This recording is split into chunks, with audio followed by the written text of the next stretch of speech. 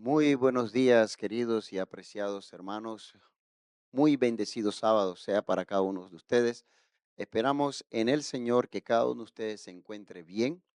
En esta hora, aquí desde la iglesia de Oak Cliff, Dallas, queremos darle una muy cordial bienvenida nuevamente. La lección de esta semana tiene por título A uno de estos mis hermanos pequeños. eh, Tiene por objetivo esta lección el poder examinar un poquito más acerca de la promesa y también el mandato del Señor en función de aquellos que tienen más necesidades que aún nosotros mismos. En los tiempos bíblicos a menudo se hablaba de extranjeros, de huérfanos y de viudas. Tal vez en nuestro tiempo también tenemos a los mismos, pero los menesterosos o los que menos tienen oportunidades vienen por muchas otras diversas razones que en las que encontramos en los tiempos bíblicos. Encontramos ahora que los huérfanos, y las viudas y tal vez los enfermos y forasteros de hoy en día son aquellos que vienen de países o donde han vivido situaciones difíciles de guerra o situaciones en donde están huyendo bueno, ustedes saben, por situaciones que pasan en aquellos lugares. Y nuestra responsabilidad y a la vez bendición, que es lo que vamos a ver en esta lección, es que nosotros podamos ser un apoyo para aquellos que tienen mayor necesidad. Muchas de las cosas que vamos a escuchar, ya las estamos poniendo en práctica, pero es necesario poder recordar a cada uno de nosotros que es necesario el tener esta disposición, este espíritu de servir a los demás, como veremos esta semana. Ayudar a los pobres no es solamente una opción, es seguir el ejemplo de Jesús y obedecer su mandato también. Para iniciar entonces en esta primera parte habla acerca de la vida y el ministerio de Jesús. En esta sección, en la lección nos presenta a un Jesús que empezó su ministerio por ahí, por las regiones de Jerusalén. Y en ese momento, estando en el templo, voy a leer el libro de Lucas capítulo 4, estando él en el templo, se le da a él la oportunidad de leer el Antiguo Testamento, específicamente en Isaías.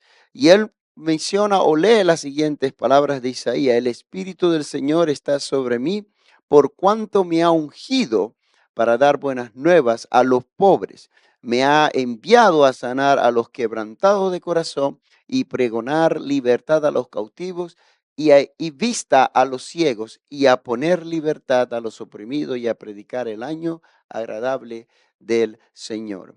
Notan ustedes que lo que hace Jesucristo al citar el texto de Isaías es simplemente el cumplir nuevamente en ese instante con lo que ya había mandado en el pueblo de Israel antiguo, a hacer en función de aquellos que tienen menos oportunidad.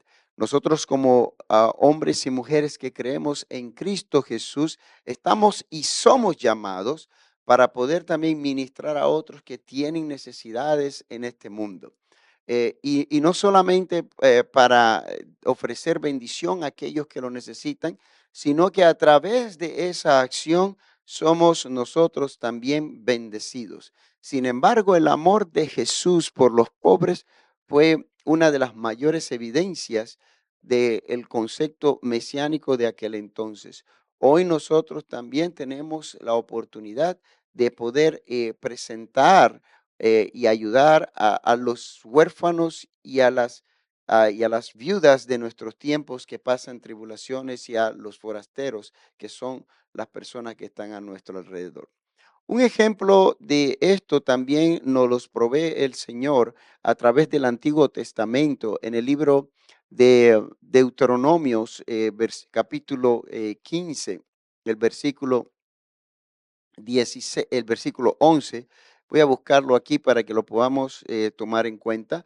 El capítulo 15 del libro de Deuteronomio, el versículo 11 dice: pues nunca faltarán pobre en medio de la tierra, por eso yo te mando que abras tu mano a tu hermano, al pobre y al menesteroso de la tierra. Aún desde la antigüedad, el Señor ha dejado un mandato que no es opcional, que aquel que cree en Cristo Jesús, aquel que ha conocido la verdad de la salvación, esto es un mandato de que nosotros podamos de alguna u otra manera ofrecer nuestra mano amiga, nuestra mano ayudadora a aquellos que bien lo necesitan. Y tal vez usted se pregunta en esta hora, y algunos que nos están viendo por nuestras redes sociales, se está preguntando, pero si soy yo el que necesita. Bueno, ¿sabes qué? Tienes razón. Es posible que tú eres el que necesita igual que muchas otras personas. Pero te quiero decir algo. Aún en las limitaciones o en las riquezas que el Señor te ha dado, aún tú puedes ser bendición para otros. La pregunta es si realmente estás dispuesto a hacer bendición para otro. Ese es el plan de Dios de que nosotros, aún con nuestras limitaciones, podamos ser bendición para muchas personas que también lo necesitan.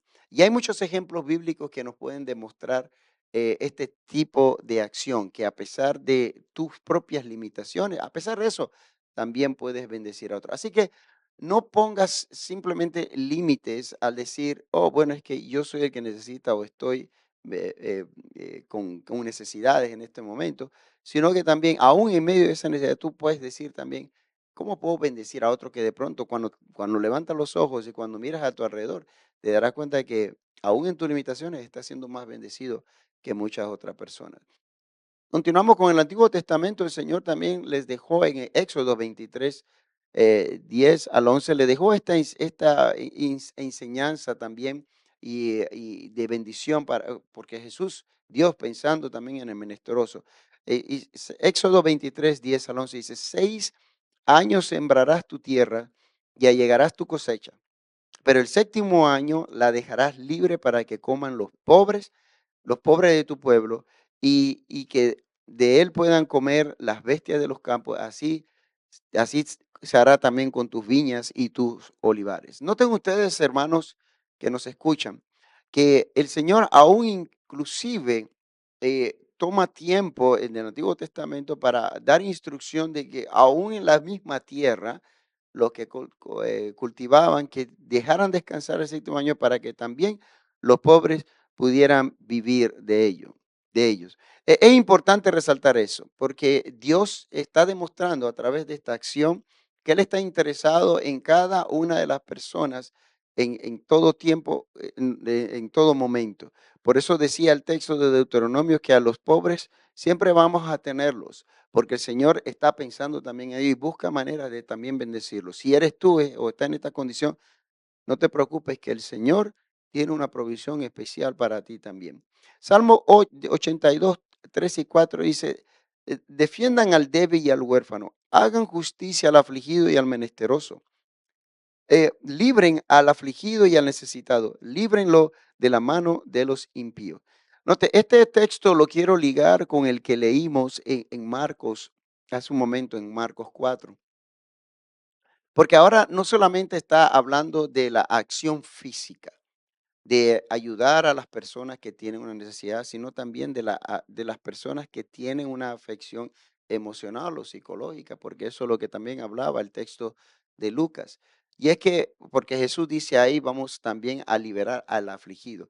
A veces nuestra necesidad también no solamente se presenta en un asunto, en la necesidad está en algo físico, de alimentación o algo específico de ayuda para el que no puede caminar, por el que no puede ver, sino que también está por el aspecto emocional, por el aspecto psicológico. A veces simplemente con el sentarse con una persona, en el caso de las viudas, en el caso de las personas mayores, que de pronto necesitan esa conexión o ese trato especial de amor, de cariño, un abrazo.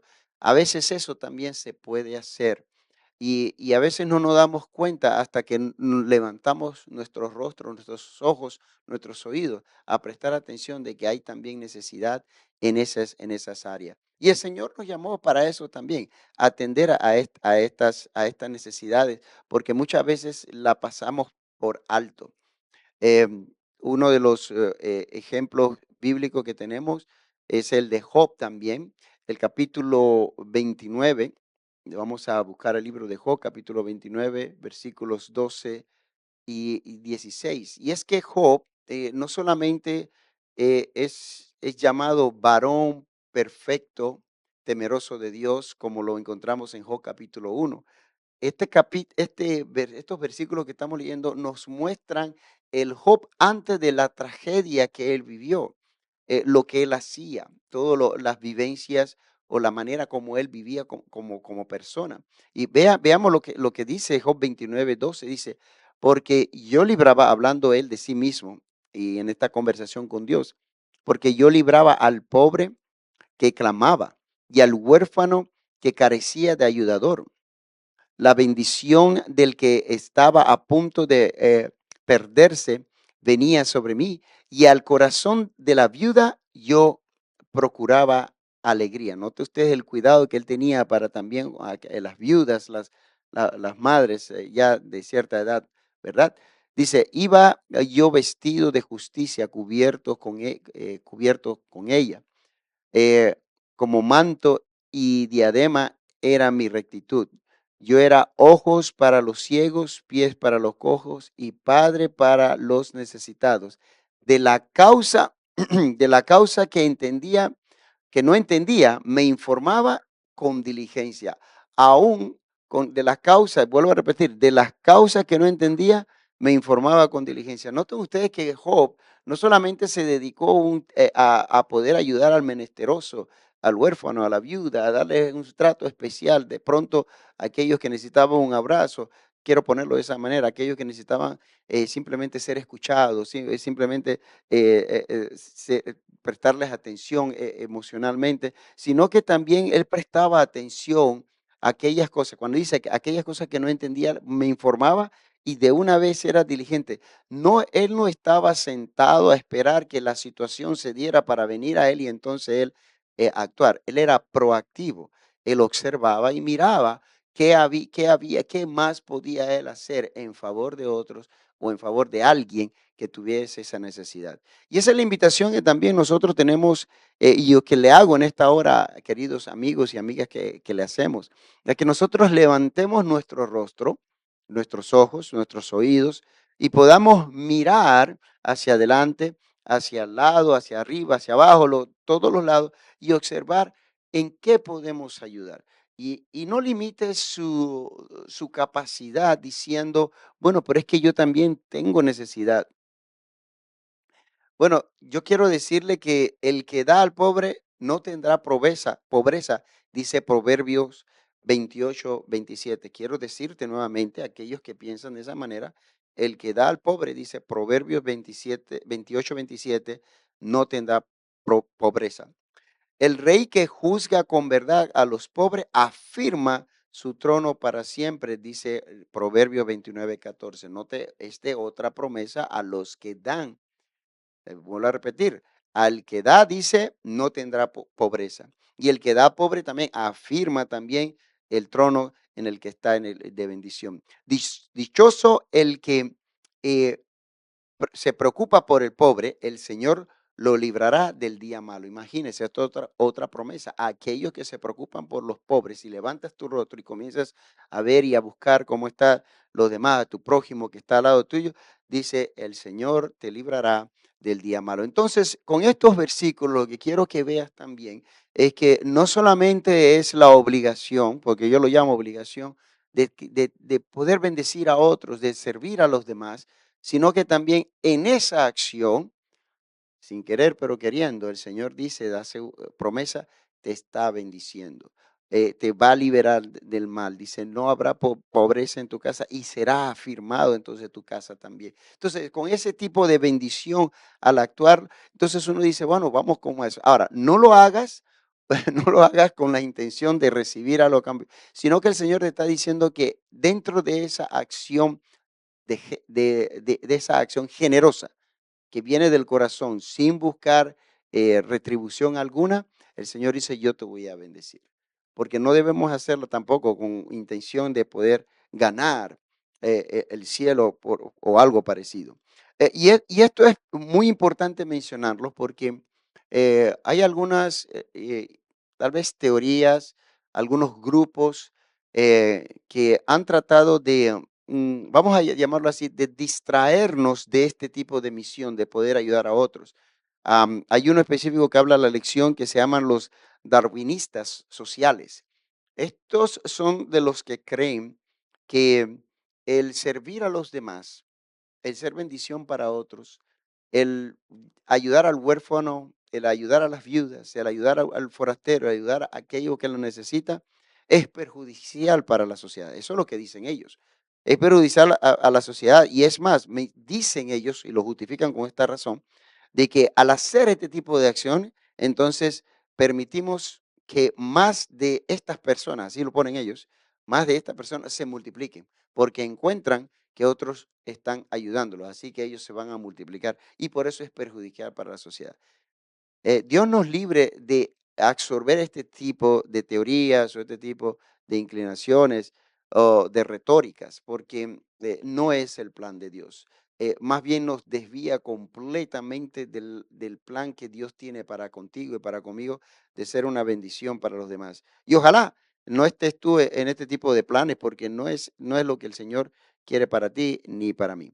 El Señor ubica también dentro del mismo concepto de poder ser bendición para estos mis más pequeños, a la historia de un joven rico, que el joven rico lo encontramos en el libro de Mateo. Bueno, lo encontramos, mire, es tan importante esta historia que se encuentra en tres libros de la Biblia. Mateo 19, 16 al 22, Marcos 10, 17 al 22 y Lucas 18, 18 al 23. Vamos a usar rápidamente nosotros el de Mateo, Mateo 19, 1. Mateo 19, 1 al 10. Bueno, no es el más, necesariamente el más importante, pero es el que queremos utilizar en esta ocasión. Y habla de este joven rico. Este joven rico, así lo menciona la historia bíblica, ¿no? Dice que se acerca a Jesús, al cual lo llama él maestro. Es muy importante esto porque al de llamarlo maestro es porque le reconoce su autoridad y tiene respeto hacia Jesús. Algo que en ese momento de la historia de la vida de Jesús era un poquito extraño porque él ocupaba una posición dentro de lo que era la sociedad oligarca en ese momento. Así que ellos no les gustaba mucho Jesús porque era Jesús. Jesús no llegó a través de los maestros de aquello entonces y no era seguidor de las liturgias que ellos hacían. Así que el llegar a Jesús de la manera en que él llega a Jesús, se puso hasta de rodillas delante de Jesús, muestra que tenía mucho aprecio y mucho respeto por Jesús. Así que cuando él se acerca a este joven rico, que dicho sea de paso, no es que él, no es que la riqueza la ganó él, posiblemente era una riqueza heredada y que tal vez por esa misma influencia, quién sabe, de sus padres, él entonces ocupaba una posición importante. Pero el punto aquí importante es que él se acerca a Jesús y le dice lo primero, maestro, bueno, Jesús le contesta, no hay nadie bueno, no hay nadie más bueno, nada bueno, sino solamente uno que es Dios. Solamente para que él reflexionara en cuanto a la posición de que no estés dándome a mí o me estés halagando simplemente, sino que entiendas que solamente es a Dios a quien debemos nosotros halagar y servir. Ahora, lo otro entonces que le pregunta, y esta es la parte interesante, que él le pregunta a Jesús, ¿qué debo hacer para obtener la vida eterna? Lo interesante aquí es porque él está interesado en la salvación. Y es posible, mi amigo y hermana que nos está escuchando a través de las redes sociales, tú también estás interesado en la salvación. Y cuando tú le haces la misma pregunta a Jesús, ¿qué debo hacer para alcanzar la vida eterna o la salvación en este contexto? Jesús te va a contestar. La pregunta es para ti ahora, amigo y amiga, que ¿estás dispuesto a recibir la respuesta de Jesús? Porque para Jesús, su plan es salvación. Juan 3:16, porque de tal manera amó Dios al mundo que ha dado su Hijo unigénito para que todo aquel que en él crea no se pierda, mas tenga vida eterna. El plan de Jesús, el plan de Dios es salvación. Y Él va a hacer cualquier cosa necesaria para que tú te salves, si tú quieres ser salvo. Así que este joven aparentemente mostró a Jesús su interés de alcanzar la vida eterna. Algo extraño porque él era estudioso de la palabra de Dios y entendemos que si lo eres, entiendes que ya hay un plan escrito en la palabra. Pero él estaba todavía con muchas dudas en su mente y en su corazón, me imagino, por los eventos de aquel momento. Así que al preguntarle a Jesús, Jesús le dice directamente, guarda los mandamientos. Algo que este joven desde su juventud estaba guardando, o por lo menos eso fue lo que dijo. Estos los guardo desde la juventud. Y porque le preguntó a Jesús también, ¿y a cuáles mandamientos se está refiriendo? Y él le hizo específicamente, no matarás, no cometerás adulterio, no hurtarás. eh, los 10 mandamientos específicamente. Esto lo guardo desde que estoy pequeño, dijo él. Quiere demostrarle que los padres le enseñaron a él cómo actuar desde pequeño en el camino del Señor, pero algo estaba faltando, porque él tenía todavía una interrogante: ¿seré salvo? ¿Seré salvo? Estando en la iglesia, ¿seré salvo? Y posiblemente muchos amigos y hermanos de la iglesia que nos escuchan, también estamos haciendo la pregunta del joven rico: ¿alcanzaré yo la salvación? ¿Seré salvo? Tal vez porque el enemigo ha puesto algunas dudas en nuestra mente y en nuestro corazón. Pero Jesús conocía el corazón del joven. Así que Jesús se le fue directo entonces a lo que él necesitaba. ¿Qué es lo que tú necesitabas para ser salvo? Le dijo, ¿sabes qué? Bueno, entonces una sola cosa te hace falta. Ve y vende todo lo que tienes y entrégalo a los pobres. Y dice la Biblia que el joven se fue muy entristecido de aquel lugar. Notan ustedes que lo más importante, primero, que Jesús hace referencia a entregarlo a los pobres. Pero ¿por qué hace Jesús eso? Primero que todo, Jesús hace eso para hacer entender a este joven que su problema era lo que él tenía en su corazón. Su tesoro no estaba con Dios, su tesoro estaba en el dinero, en las posesiones. Así que el Señor le dijo, ¿quieres alcanzar la vida eterna? Esto es lo que necesitas. Pero note usted el caso contrario de un personaje. Note que este es un joven rico, era judío, era una persona conocida de una muy buena clase social, muy respetado, queremos decirle, en la sociedad en aquel momento. El caso contrario es Saqueo. Saqueo es un publicano. La lección nos habla de esa segunda parte. Saqueo es un publicano al cual no nadie respeta, lo desprecian porque los publicanos eran los recolectores de los impuestos de aquel entonces. Así que ningún judío gustaba de los publicanos. Él era publicano y era rico encima de eso, ¿no? Pero entonces dice que cuando Saqueo, que lo encontramos en Lucas 19, 1 al 10, para los que están buscando conmigo. Entonces, Saqueo dice que era de baja estatura e intentó ver a Jesús. Por alguna razón, él había escuchado hablar de Jesús y alguien al referirse a hablar de Jesús le dijo que iba a pasar por esa región, hacerle que intentó ver a Jesús. Pero por su corto tamaño, entonces lo único que se le ocurrió hacer fue subirse a un árbol y ahí fue donde Jesús tuvo un encuentro personal con Saqueo y le dijo, voy a ir a tu casa. Pero nota usted que la respuesta de Saqueo, que es lo que llama la atención de este contexto. Saqueo no esperó a que Jesús le dijera qué hacer con esa bendición. Saqueo se sintió sumamente agradecido solamente porque Jesús, a pesar de que él era un pecador, a pesar de que era hombre despreciable por la sociedad, a pesar de que era un cobrador de impuestos, un publicano, Jesús tuvo el corazón, la amabilidad, el tacto de aún reconocerle a él como persona, aún de reconocerle a él como una persona importante para el reino de los cielos.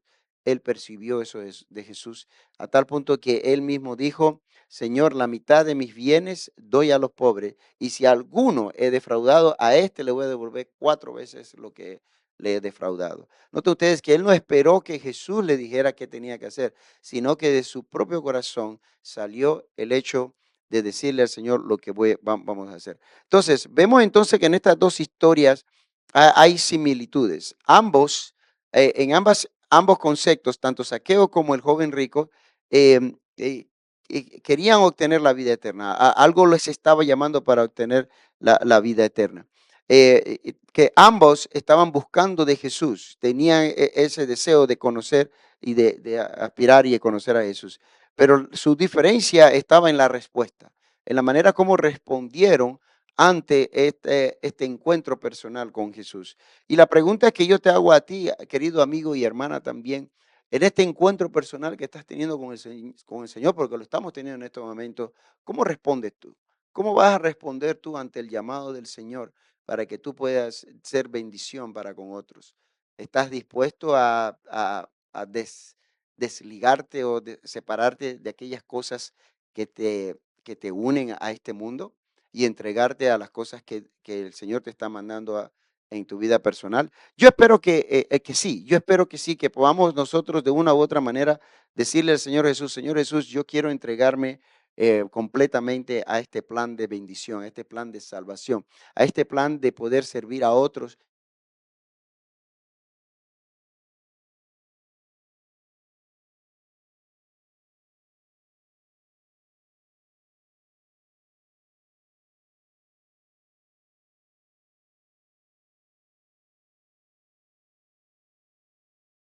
Bienvenida a Ángeles Invisibles. Invita a la compañía de los seres celestiales, invita a la compañía de los seres celestiales. Ellos traen una sagrada atmósfera de gozo y paz. Vienen con alabanzas en sus labios y una nota de respuesta se oye en el cielo. Cada hecho de misericordia produce música allí. Desde su trono, el Padre cuenta entre sus más preciosos tesoros a los que trabajan abnegadamente en favor de otros. La pregunta es, ¿queremos estar nosotros dentro de este hermoso concepto de bendecir a otros? Que ojalá sea así. Hay una historia bíblica que con eso voy terminando, que nos resalta también este efecto importante de bendición y de bendecir al prójimo, y es la del samaritano. Y ustedes recordarán la historia muy brevemente. Un hombre que fue lacerado, golpeado y dejado casi por moribundo, casi medio muerto. Mas, sin embargo, otras dos personas pasaron al lado de este moribundo y nunca le ayudaron.